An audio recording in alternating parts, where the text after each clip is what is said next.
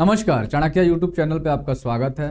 जैसा कि आप सभी को पता है कि हम सभी आपके लिए अभी वह क्रैश कोर्स लेके आ चुके हैं और मैं ज्योग्राफी डील कर रहा हूं और इसमें ऑलरेडी हम फिजियोग्राफिक डिवीजन ऑफ इंडिया समाप्त कर चुके। एक और सेशन हमने लिया था मैपिंग समझने के लिए वर्ल्ड का, और उसका बचा हुआ हिस्सा आज हम डिस्कस करेंगे। तो चलिए स्टार्ट करते हैं इस सेशन को। सबसे पहले ओशन करंट से स्टार्ट करते हैं भाई। अब बीपीएससी आपसे क्या पूछेगा इसमें कि भाई किस टाइप का कौन सा करंट है। दूसरा आपसे पूछ सकता है भाई कि उस करंट का आखिर लोकेशन किधर है। मैक्सिमम आपसे ये क्वेश्चन पूछेगा, ठीक है। तो सबसे पहले देखिए, अगर टाइप की बात की जाए तो करंट जो है वो वार्म होते हैं और कोल्ड करंट होते हैं, ये आप सभी को पता होगा। अभी वार्म करंट से मतलब मेरा ये है कि जो करंट एक पर्टिकुलर एरिया में गया और उस पर्टिकुलर एरिया में जा करके उसने वार्म कंडीशंस क्रिएट किए, मतलब उस एरिया का तापमान बढ़ा दिया। तापमान बढ़ने के चलते वहां का अगर बारिश हो गई या वहां पे अगर बर्फ है वो पिघल गई, तो उस करंट को क्या बोलते हैं हम? वार्म करंट बोलते हैं। यानी कि जो नामकरण हो रहा है करंट का, ये सीधे सीधे जुड़ा हुआ है कि भाई करंट जो है उसका इंपैक्ट क्या है। समझ रहे हैं बात? जैसे एग्जाम्पल के लिए देखो, ये आपका क्या है? नॉर्थ इक्वेटोरियल करंट है। यही आगे जा कल के गल्फ स्ट्रीम और नॉर्दर्न अटलांटिक ड्रिफ्ट, जिसको हम बोलते हैं NAD, इसमें क्या होता है? दो भागों में बट जाता है। अब गौर से देखिए इस नॉर्वे वाले हिस्से को। ये नॉर्वे वाला हिस्सा जो है, ये देखिए आप हायर लैटिट्यूड्स वाले बेल्ट में है। लॉन्गिट्यूड लैटिट्यूड हम डील कर रहे थे तो हमने ये समझा था कि जो हायर लैटिट्यूड वाले एरिया है वो काफी ठंडे प्रदेश होते हैं। अब ये नॉर्वे वाला बेल्ट जो है, ये यहां पे हर समय ठंडी रहेगी, तो इसके जो पोर्ट्स हैं इस ठंडी के चलते क्या हो जाने चाहिए भाई? विंटर के टाइम में पूरी तरह से जम जाने चाहिए, ठीक है। अगर आप गौर से देखिए तो रशिया में एक लेक बैकाल है, वो ठंडी के टाइम में इतना गहरा है लेक, वो फिर भी क्या हो जाता है? जम जाता है, क्योंकि टेम्परेचर इतना कम हो जाता है। तो ऐसे सिचुएशन में ये जो पोर्ट्स हैं ये भी फ्रीज आउट हो जाने चाहिए, लेकिन ये फ्रीज आउट नहीं होते हैं। ये नॉर्थ अटलांटिक जो ड्रिफ्ट है ये गर्म पानी इनको सप्लाई करते रहता है, और इसके चलते विंटर में भी यहाँ के पोर्ट्स जो हैं वो ऑपरेशनल होते हैं। बात समझ में आ रही है? इसके अलावा ये लेब्राडोर करंट, अगर मान लो ये एक क्या है? कोल्ड करंट है, ठीक है। लेब्राडोर करंट क्या है? कोल्ड करंट है। अभी ये अगर नीचे आ रहा है तो यहां से ये ठंडी ला करके इस वाले बेल्ट में क्या करेगा? वाटर जो भी है उसको जमा देगा, फ्रीज आउट कर देगा, और ढेर सारे क्या करेगा? आइस बॉक्स वगैरह क्रिएट करता है। इसी का आप कह सकते हो, इसी के द्वारा एक जमाया हुआ ऐसा आइस बॉक्स जो है टाइटैनिक से टकराया और टाइटैनिक जो है सिंक कर गया। ठीक वैसे ही ये वाला बेल्ट, पेरू वाला जो आप देखिएगा करंट, ये क्या करता है भाई? इस पूरे हिस्से को एक तरह से कोल्ड रखता है, और ये पेरुवियन कोस्ट चूंकि कोल्ड है इसलिए यहां पे हाई प्रेशर सिस्टम क्रिएट होता है। और जब हम अल नीनो समझेंगे उस टाइम पे मैं बताऊंगा कि इस पेरू वाले करंट के चलते चूंकि ठंडी है और हाई प्रेशर एक सिस्टम क्रिएट हो रहा है, इसके चलते अल नीनो और ला नीना जो है कैसे फॉर्म होते। तो मेरे कहने का मतलब सिंपल सा ये है भाई कि करंट जो है वो अपने इंपैक्ट चूंकि जैसे दिखाते हैं वैसे उनका कैटेगराइजेशन किया जा रहा है। चूंकि नॉर्दर्न अटलांटिक ड्रिफ्ट जो है ये इक्वेटर से चला और नॉर्वे में जाकर के वहां के बर्फों को पिघला दिया। चूंकि बर्फ वहां पिघल गए इसलिए NAD क्या है? एक वार्म करंट है। तो ये कैटेगराइजेशन कैसे हो रहा है, ये समझ में आ रही है बात, ठीक है। अब देखो गौर से, जो करंट है उनका ओरिजिन अगर देखा जाए कि भाई कैसे हो रहा है, तो बहुत से फैक्टर हैं जो कि इन्फ्लुएंस करते हैं करंट को, ठीक है। अभी करंट को इन्फ्लुएंस करने के लिए ढेर सारे फैक्टर आप देखिए गौर से, कौन कौन से हैं भाई। सबसे पहले क्या है भाई? एक कोरियोलिस फोर्स जो है वो मैं बताऊंगा आपको, वो होता है जो कि अर्थ के रोटेशन के चलते क्या होता है? लग रहा होता है। कोरियोलिस फोर्स से क्या होता है कि भाई कोई भी ऑब्जेक्ट अगर ऐसे आप फेंकिएगा तो राइट वर्ड डायरेक्शन में क्या हो जाएगा? डिफ्लेक्ट हो जाएगा नॉर्दर्न हेमिस्फीयर में, और साउदर्न हेमिस्फीयर में अगर कोई भी ऑब्जेक्ट फेंकिएगा तो लेफ्ट वर्ड डायरेक्शन में क्या हो जाएगा? डिफ्लेक्ट हो जाएगा। तो ये करंट भी जो है कोरियोलिस फोर्स के चलते क्या होते हैं? इंपैक्ट ठीक है। दूसरा, अर्थ के रोटेशन के चलते भी, चूंकि अर्थ जो है आपकी रोटेट कर रही है कॉन्टिन्यूअसली, किधर, वेस्ट से ईस्ट की ओर, तो इसके चलते जो करंट है उनका जनरल डायरेक्शन आप देखिएगा क्या होगा आपका, ईस्ट से वेस्ट की ओर। ठीक है, गौर से समझो, ये अपना अर्थ है, ये ऐसे रोटेट कर रहा है। अभी कोई वाटर बॉडी यहां पे क्रिएट होगी तो वो किधर की ओर मूव करेगी, इसके चलते अपोजिट डायरेक्शन में। इसलिए चूंकि अर्थ का जो रोटेशन है वो आपका वेस्ट से किधर है, ईस्ट की ओर हो रहा है, इसलिए मैक्सिमम करंट आप देखिएगा, इक्वेटोरियल करंट का एग्जांपल ले लो, ये आपका ईस्ट से वेस्ट क्या करेगा, ट्रेवल करेगा। तो दूसरा आपका क्या फैक्टर हुआ, एक रोटेशन। तीसरा आपका सबसे बड़ा फैक्टर है टेम्परेचर। अभी टेम्परेचर क्या करेगा कि भाई इस एरिया में समझो, इक्वेटोरियल बेल्ट में मैक्सिमम सन का क्या हो रहा है, कॉन्टिन्यूअस इंसोलेशन आ रहा है। अभी ये मैक्सिमम इंसोलेशन इसलिए आ रहा है क्योंकि वर्टिकल रेज डायरेक्ट गिर रही हैं इस इक्वेटर वाले बेल्ट में। तो यहां का जो वाटर है वो क्या करेगा, एक्सपेंड करेगा। वाटर इस एरिया में एक्सपेंड किया तो यहां का वॉल्यूम क्या होगा, वाटर का ज्यादा हो जाएगा। अब चूंकि वॉल्यूम ज्यादा हुआ इसलिए यहां वॉल्यूम कम हुआ, तो उस वॉल्यूम कम होने और ज्यादा होने से ग्रेडियंट क्रिएट हुआ, यहां पे ज्यादा पानी, यहां पे कम पानी, तो यहां से यहां पानी क्या होगा, ट्रांसफर होगा, यानी इक्वेटर से इधर की ओर फिर वाटर का मूवमेंट जनरली देखा जाएगा। ठीक है, ये बात समझ में आई। अब पूछोगे भाई कि लेब्राडोर करंट फिर कैसे हो रहा है, तो लेब्राडोर करंट को समझने के लिए आपको थोड़ा सा डेंसिटी समझना पड़ेगा। जैसे ही वाटर जो है यहां से ऊपर की ओर जाएगी तो यहां पे क्या होगा, जैसे ही पहुंचेगी तो क्या होगा भाई, इसका डेंसिटी थोड़ा सा ज्यादा होगा, क्योंकि ये ठंडी हो रही है। ठंडी होने से क्या होगा भाई, इस सिचुएशन में एक तरह से जो आप कहिएगा कि सबसे पहले यहां पे क्या था भाई, गर्म था, करंट ऊपर की ओर ट्रेवल किया, फिर सिंक डाउन होगा और लेब्राडोर करंट के रूप में ये ऊपर उठ करके आएगा। तो डेंसिटी के वेरिएशन के चलते भी क्या होता है, करंट का मूवमेंट आपको देखने को है। हायर डेंसिटी वाले वाटर क्या होंगे, नीचे सिंक होंगे, लोअर डेंसिटी वाले वाटर क्या होंगे, ऊपर उठेंगे। सिंपल। इसके बाद समझिए, डेंसिटी हो गया भाई, एक विंड जो है वो एक फैक्टर साबित होता है। विंड क्या करता है कि इन वाटर्स पे फोर्स लगाता है, एक ड्रैगिंग फोर्स जो है क्रिएट करता है इन वाटर बॉडीज पे, और इसके चलते भी करंट क्या होते हैं भाई, आपके इंपैक्ट होते हैं। तो ये कुछ कुछ फैक्टर्स हैं जो कंटिन्यूअसली क्या हो रहे हैं भाई, इसके चलते ओशियन करंट जो है वो प्रभावित करते हैं, ये फैक्टर्स जो है ओशियन करंट को क्या करते हैं, प्रभावित करते हैं। लेकिन बीपीएससी आपसे ये नहीं पूछेगा, वो सिंपल पूछेगा कि भाई नॉर्थ एटलांटिक ड्रिफ्ट जो है वार्म है कि कोल्ड है, ये बताओ। नॉर्थ एटलांटिक ड्रिफ्ट जो है किधर जाएगा, तो नॉर्वे के पास जाएगा।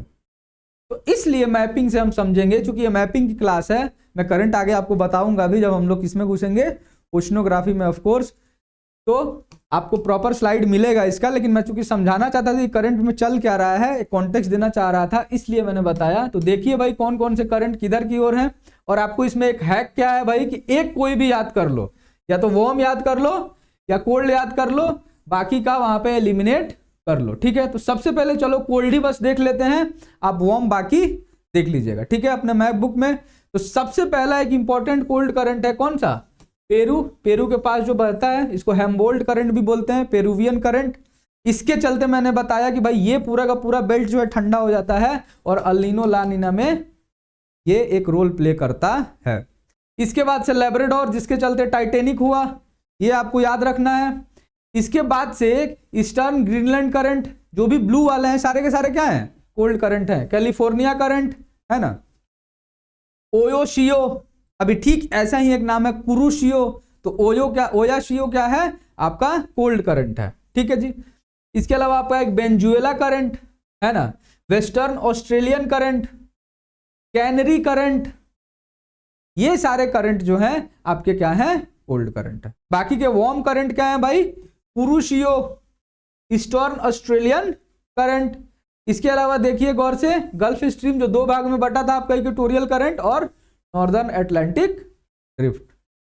यहां पे एक अलास्का करंट है ना, यहां पे एक अगुलास करंट, मोजाम्बिक करंट, यहाँ पे क्या है, Brazil current.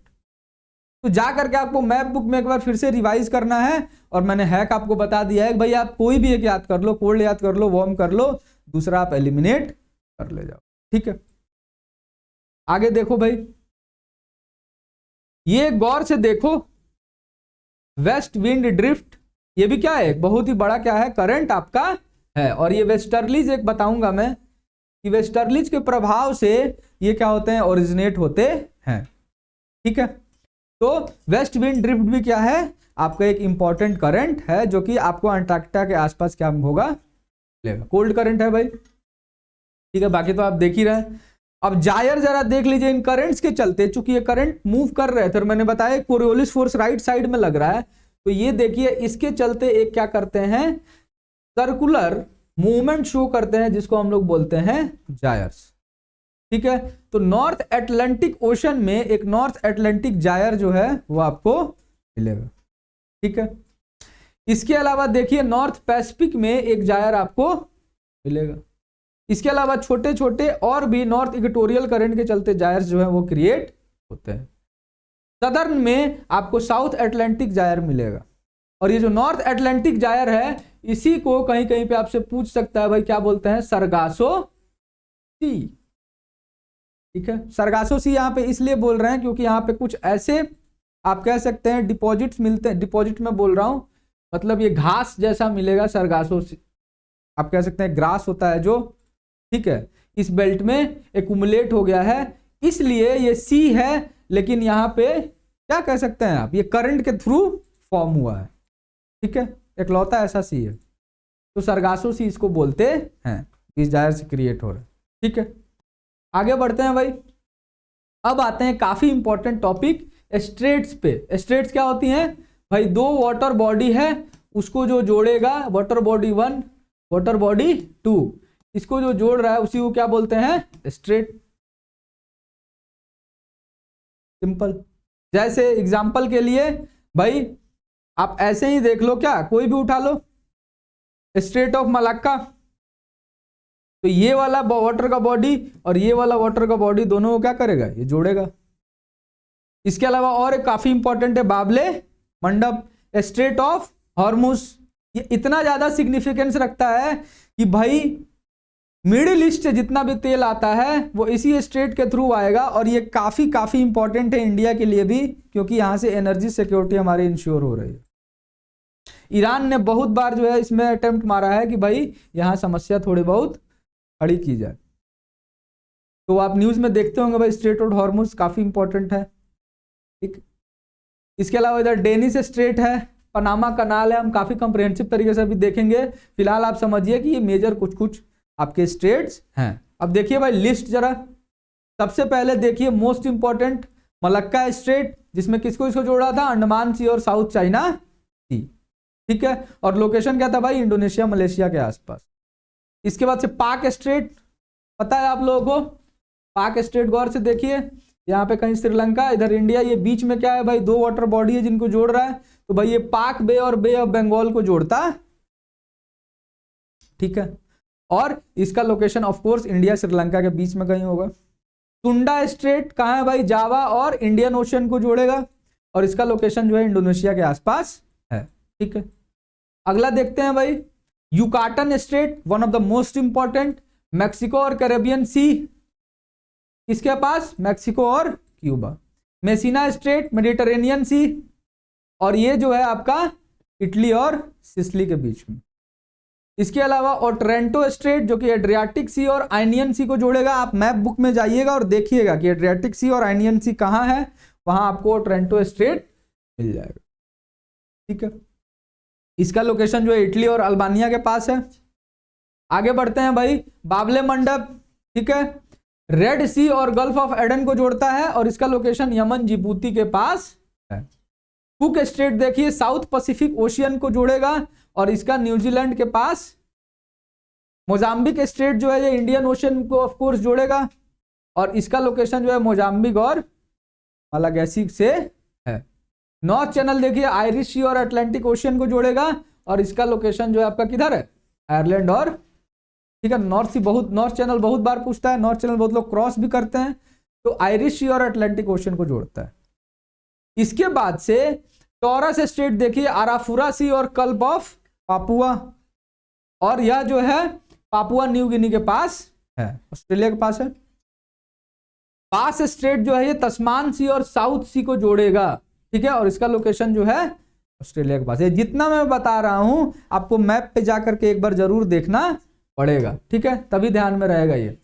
Bearing strait one of the most important, Bering sea के पास, बेरिंग सी के पास आपको पता है इंटरनेशनल डेट लाइन जब हम देखेंगे क्या होता है, मुड़ जाता है, तो बेरिंग सी और चुक सी को जोड़ता है, ठीक है। इसका लोकेशन अलास्का रसिया के पास ऑफ कोर्स होगा, ठीक है। इसके बाद से बोने फासियो स्ट्रेट जो है मेडिटेरेनियन सी, और इसका लोकेशन जो है कोर्सिका सार्डिनिया। बॉस्फोरस स्ट्रेट काफी इंपॉर्टेंट है, बहुत बार पूछा हुआ है, ब्लैक सी और मरमरा सी, और इसका लोकेशन जो है टर्की के आसपास है, ठीक है। आगे देखते हैं भाई, Dardanelles strait one of the most important, Marmara और एजियन सी को जोड़ेगा, और इसका लोकेशन भी टर्की के पास है। डेविस स्ट्रेट देखिए बैफिन बे और अटलांटिक ओशियन को जोड़ेगा, यूएस के पास है ये, ठीक है। ग्रीनलैंड कनाडा, मतलब यूएस कहने का मतलब मेरा नॉर्थ अमेरिका है ना, इसके पास है, और ये आपका ग्रीनलैंड कनाडा को जोड़ेगा। डेनमार्क स्ट्रेट जो है नॉर्थ अटलांटिक और आर्कटिक ओशन यहां पे है, और ये काफी इंपॉर्टेंट है, ठीक है, और यह जिसका लोकेशन क्या है, ग्रीनलैंड आइसलैंड, ठीक है। इसके बाद देखो भाई, Dover straight one of the most important, English channel और नॉर्थ सी है ना, इसको जोड़ेगा, और इंग्लैंड फ्रांस के बीच में है, ठीक है। फ्लोरिडा स्ट्रेट काफी इंपॉर्टेंट है, गल्फ ऑफ मैक्सिको और अटलांटिक ओशियन यूएस और क्यूबा के पास है। हॉर्मुज स्ट्रेट जो कि मैं बता रहा था अभी, गल्फ ऑफ पर्शिया, यहीं से तो तेल निकलता है, और गल्फ ऑफ ओमान, ओमान और ईरान के बीच आसपास पाया जाएगा, ठीक है। अगला देखते हैं भाई, Hudson straight, gulf of Hudson and Atlantic ocean, Canada का लोकेशन है। जिब्राल्टर, ठीक है, नीचे की ओर देखेगा भाई, मेडिटेरेनियन सी और अटलांटिक सी को जोड़ता है, काफी इंपॉर्टेंट है, देख रहे हैं आप, अटलांटिक और मेडिटेरेनियन दो बड़ी जो बॉडी है इनको जोड़ता है जिब्राल्टर। स्पेन मोरक्को के पास होगा। मैगलन स्ट्रेट नीचे पैसिफिक और साउथ अटलांटिक ओशन को जोड़ेगा, है ना, पैसिफिक ओशन और साउथ अटलांटिक को जोड़ रहा है, और यह जो है आपका क्या है, चिली। और मैगलन स्ट्रेट याद रखिए काफी रफ वाटर्स होते हैं वहां पे, वहां विंड की वेलोसिटी इतनी ज्यादा होती है कि वहां पे सेल करना काफी मुश्किल होता है, ठीक है। आगे देखिए भाई, मकासार स्ट्रेट जावा सी और सेलेबेस सी को जोड़ेगा, इंडोनेशिया के पास। तुंगारू स्ट्रेट जो है जापान सी और पैसिफिक ओशियन को जोड़ेगा, इसका भी जापान के पास क्या है, लोकेशन है। इसके अलावा टाटर स्ट्रेट, ये जापान सी और ओक्सटक सी को जोड़ेगा, है ना, ये रशिया और सखालिन आइलैंड इसको बोलते हैं, ईस्टर्न रशिया, यहां पे कहीं पाया जाएगा, ठीक है। आगे देखो भाई, कुछ लास्ट बचे हैं। फोबेक्स स्ट्रेट आपका साउथ पैसिफिक ओशियन में, न्यूजीलैंड के पास, और फॉर्मोसा स्ट्रेट साउथ चाइना सी, ईस्ट चाइना सी, चाइना ताइवान, ठीक है। काफी इंपॉर्टेंट है ये, क्योंकि ताइवान और चाइना का इशू चल रहा है, तो फॉर्मोसा आपसे पूछ सकता है। अभी तुम लोग ये घबराओ मत, देख करके इसको 2-3 बार, एक बार पढ़ोगे आप, मैप बुक में जाकर के देखो, फिर एक बार और पढ़ो, ठीक है, रिवाइज करोगे तो सारा बॉडी, सारा स्टेट आपको याद हो जाएगा। आपको याद क्या रखना है इसमें, मेनली किस किस बॉडी को जोड़ता है। 2 वाटर बॉडी है, स्टेट जोड़ रहा है उनको, तो बॉडी आपको याद रखनी, ठीक है, इसमें घबराने की जरूरत नहीं है, आपको धीरे धीरे ये जैसे जैसे रिवाइज कीजिएगा याद हो जाएगा, ठीक है। आगे देखिए भाई, चूंकि मैपिंग की क्लास है तो फैक्ट इसमें थोड़ा ज्यादा होता है, तो आप लोगों को घबराने की जरूरत नहीं है। अब मेजर सी देखो भाई, पता है आप लोगों को, south Atlantic ocean, north Atlantic ocean, north Pacific, south Pacific, ठीक है, ये सभी क्या है, मेजर हम ओशन की बात कर रहे हैं, इंडियन ओशन है ना। लेकिन जो छोटे छोटे सी हैं उनके बारे में अब जरा देखते हैं। मेडिटेरेनियन सी, यहीं पे कहीं पे स्ट्रेट ऑफ जिब्राल्टर जो है इसको जोड़ रहा है नॉर्थ अटलांटिक को मेडिटेरेनियन सी से, वही तो मैं बता रहा था। इसके अलावा देखिए एक बाल्टिक सी है, एक नॉर्वेजियन सी है, एक ग्रीनलैंड वाला सी है, ये बैफिन बे है, अरे अभी तो दिखाया कि डेविस स्ट्रेट जो है बैफिन बे और हडसन इधर की ओर था ऊपर। इसके बाद से एक लेब्राडोर सी है, हडसन बे है ना। इसके अलावा चुक्ची सी अभी बता रहा था, Bering sea, gulf of Alaska, gulf of Mexico, Caribbean sea, यहां मैं बता रहा था क्या, नॉर्थ अटलांटिक जो जायर फॉर्म हो रहा था, सरगासो सी, ठीक है। इसके अलावा देखो अराल सी, बहुत बार पूछा हुआ भाई अराल सी किधर मिल रहा है। इसके अलावा Caspian sea, black sea, Adriatic सी,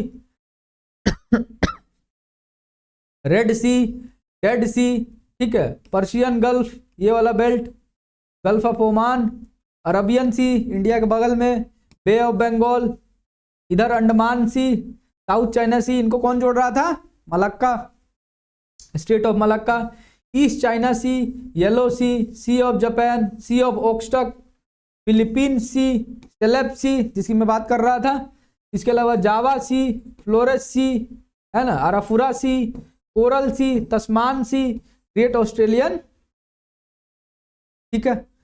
अब गौर से समझो कि ये जो आप लोगों को थोड़ा बहुत क्लियर नहीं दिख रहा होगा क्योंकि थोड़े छोटे छोटे लिखे हुए हैं, लेकिन आपको मैं स्लाइड या ऑफकोर्स मिलता है आप लोगों को पीडीएफ, उसमें क्लियरली दिखेगा। आपको थोड़ा बहुत जो है इसको भी ध्यान से एक बार मैप बुक पे जाके देखने की जरूरत है, क्योंकि मैंने स्ट्रेट बताया है और दो मेजर वाटर बॉडीज को जोड़ रहा था, तो इनमें बहुत सी वाटर बॉडीज हैं जो कि स्ट्रेट से जुड़ी हुई हैं। तो इन दोनों स्लाइड को जब आप रिवाइज करिएगा तो आपका बहुत ही ज्यादा क्या हो जाएगा, क्लियर, फिर स्ट्रेट हो जाएगा, ठीक है। अब देखो भाई, अब आता है आपका एक काफी इंपॉर्टेंट टॉपिक जो है आपका प्लेट्यू से जुड़ा हुआ, ठीक है, प्लेट्यू से जुड़ा हुआ है। अब देखो भाई प्लेट्यू में क्या कह रहा है। सबसे पहले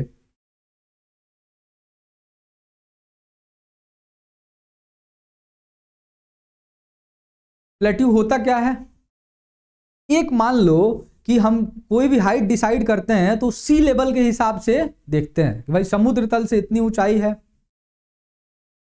तो कोई भी ऐसी बॉडी जिसकी ऊंचाई जो है लगभग 600 से 900 मीटर के आसपास होगी, उससे ज्यादा भी थोड़ी हो सकती है, लेकिन ये मेन आप कह सकते हैं कि मिनिमम मैक्सिमम रेंज है, तो वो क्या कहलाएगा, मास प्लेट्यू कहलाएगा। मतलब इससे ये बात तो क्लियर है कि भाई प्लेट्यू थोड़े से क्या कह सकते हैं आप, उठे हुए भूभाग होते हैं, ठीक है। प्लेन से तो उठे हुए भूभाग होंगे और हिमालय से जो है क्या होंगे, नीचे।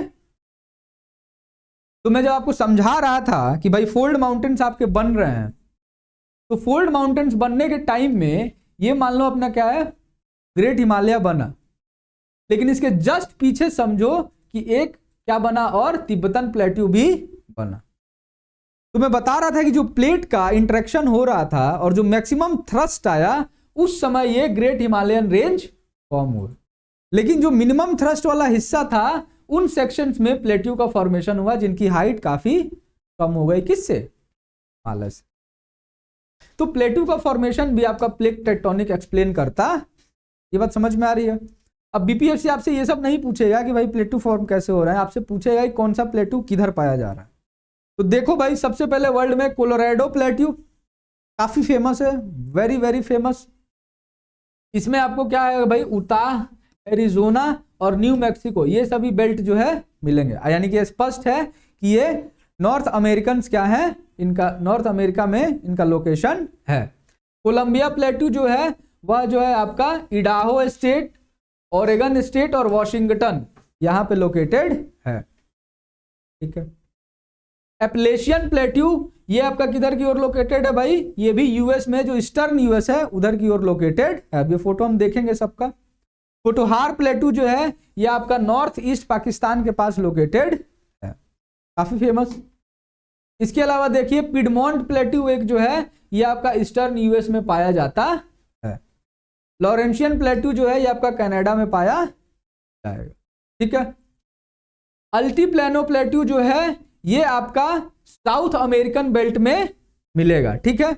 और ये जो मेन एरिया है, एक ऐसे एरिया में जहां पे पाया जाएगा, वहां पे एंडीज जो है सबसे ज्यादा क्या होगा, वाइड होगा। एंडीज आपको पता है, अगर नॉर्थ अमेरिका का देखिए आप गौर से, ये वाला अगर बेल्ट है तो एंडीज अक्रॉस, आप कह सकते हैं, मैं नॉर्थ अमेरिका बराबर बोल रहा हूँ, सॉरी, साउथ अमेरिका का क्रॉस सेक्शन देखिए तो अक्रॉस साउथ अमेरिका जो है एंडीज आपका रन कर रहा है, ठीक है। तो one of the most important आप कह सकते हैं फोल्ड माउंटेन का ये रेंज है, और ये बोल रहा है कि वहां पे चौड़ा होगा जहां पे एल्टीप्लानो प्लेट्यू पाया जाए, ठीक है। इसके बाद से देखिए पेटागोनियन हाईलैंड्स, ये भी आपका क्या है, साउथ अमेरिकन बेल्ट में ही मिलेगा, ठीक है। और ये मेनली अर्जेंटीना और जो चिली है, ठीक है, उसके आसपास दिखाई इसके बाद से देखिए एक और है भाई हार्डन ग्री वीडा प्लेट्यू, है ना, और ये one of the largest plateau है यूरोप में, ठीक है, और 200 किलोमीटर दूर है किससे, ओस्लो से, ठीक है। इसके बाद से देखिए टेबल माउंटेन, काफी फेमस है ये साउथ अफ्रीका में, सीधे सीधे क्वेश्चन आपसे पूछता है। कटांगा प्लेट्यू, कटांगा प्लेट्यू किधर है, डीआरसी के आसपास, democratic Republic of Congo. Lowest plateau जो है वो कहां पे है भाई, चाइना में, ठीक है। अब देखिए गौर से भाई, ये सारे मैं प्लेट्यू की बात कर रहा था। सबसे पहले ध्यान से देखिए, Piedmont, Appalachian, Laurentian, Columbia, Colorado, इसकी तो बात कर रहे थे हम लोग। इसके अलावा एंटीप्लेनो, देख रहे हैं एंडीज के थ्रू रन कर रहा है, और इधर नीचे पेटागोनियन। इसके अलावा इधर भी जो है ब्राजीलियन हाईलैंड्स पाए जाते हैं, गुआना हाईलैंड्स पाए जाते हैं, आप प्लेट्यू भी बोल सकते हैं। इथियोपियन हाईलैंड्स, है ना, साउथ अफ्रीकन इधर नीचे क्या था भाई, टेबल शायद है। ऑस्ट्रेलियन प्लेट्यू इधर पूरा देखो। इसके अलावा देखो central Siberian plateau, central Russian upland, ये पूरा का पूरा क्या है, अरबियन प्लेट्यू। इधर का है अपना डेक्कन प्लेट्यू इंडिया के आसपास, इधर क्या है तिब्बतन प्लेट्यू। इधर क्या है भाई चाइना में, थोड़ा सा नीचे आइएगा तो आप क्या है यूनान शान, है ना। तो ये सारे जो है आपसे पूछ सकता है कि भाई कौन कौन कहाँ पे लोकेटेड है, ठीक है। तो प्लेट्यू में आपको ये सभी चीजें देखनी है, ठीक है। तो इस सेशन में हमने काफी कॉम्प्रिहेंसिव तरीके से एनालिसिस करने की कोशिश की कि भाई ओशन करंट जो है वो थोड़े बहुत किधर आपके मिल रहे हैं, किस टाइप के ओशन करंट जो है वो किस एरिया को कैसे इंपैक्ट करते हैं, कैसे जो है ओशन करंट का आप कह सकते हैं कि इन्फ्लुएंस जो है कौन कौन से फैक्टर्स उन पे डालते हैं। ओशन करंट समझने के बाद हमने थोड़ा बहुत जो है कोशिश किया कि भाई उसके बाद प्लेट्यू भी देखें, और प्लेट्यू में हमने ढेर सारे लोकेशंस देखने की कोशिश की। इसके साथ साथ हमने स्टेट्स को भी समझा कि भाई स्टेट्स जो है 2 वाटर बॉडी को जोड़ते हैं, और हमने वर्ल्ड के मेजर स्टेट्स को भी स्टडी करने की कोशिश की, इंक्लूडिंग मेजर सीज, ठीक है, क्योंकि उनमें ढेर सारी वाटर बॉडी जो थी वो रिलेटेड थी। आपका एक काम है कि जब भी मैं मैपिंग का आपके लिए सेशन लेके आ रहा हूं, आप इस सेशन के बाद, इस सेशन को देखने के बाद ऑफकोर्स आपको थोड़े दिन के बाद तुरंत स्लाइड मिलेगा, लेकिन सेशन देखते ही आप क्या करिए कि मैप बुक में जाइए और गौर से देखिए कि भाई जो जो लोकेशन मैं बता रहा हूं वो लोकेशन किधर मैप पे हैं, उनको मार्क कीजिए और उसको बार बार देखते रहिए, क्योंकि फिर जैसे ही आप पढ़ना स्टार्ट करिएगा उस मैप बुक में मार्क करने के बाद जब आप पढ़िएगा तो आपको काफ़ी तेज़ी से याद होगा और काफ़ी फायदा मिलेगा इससे पेपर में भी, ठीक है। तो मैपिंग का सिंपल सा रूल ये है कि आप प्लीज़ डेली मैपिंग करिए सबसे पहली बात, और खास करके जो मैं सेशन लेके आ रहा हूं उस पर और काम करिए। अभी मैंने स्टेट बता दिया, तो आप जितने भी स्टेट है फिर जाकर के घर पे देखिए कि भाई ये वाटर बॉडी है कैसे जुड़ रहा है, इधर लोकेशन है जो सर ने बताया था वो लोकेशन इधर दिख रहा है कि नहीं, ठीक है। तो मैपिंग जो है हम लोग ऐसे ही करते रहेंगे। गौर से समझो, प्रीलिम्स में अगर वर्ल्ड से क्वेश्चन आ रहा है तो मैक्सिमम मैपिंग से ही पूछेगा, तो मैपिंग पे आपको काम करना पड़ेगा, ठीक है। तो अगले सेशन में मिलते हैं फिर से। जय हिंद, जय भारत।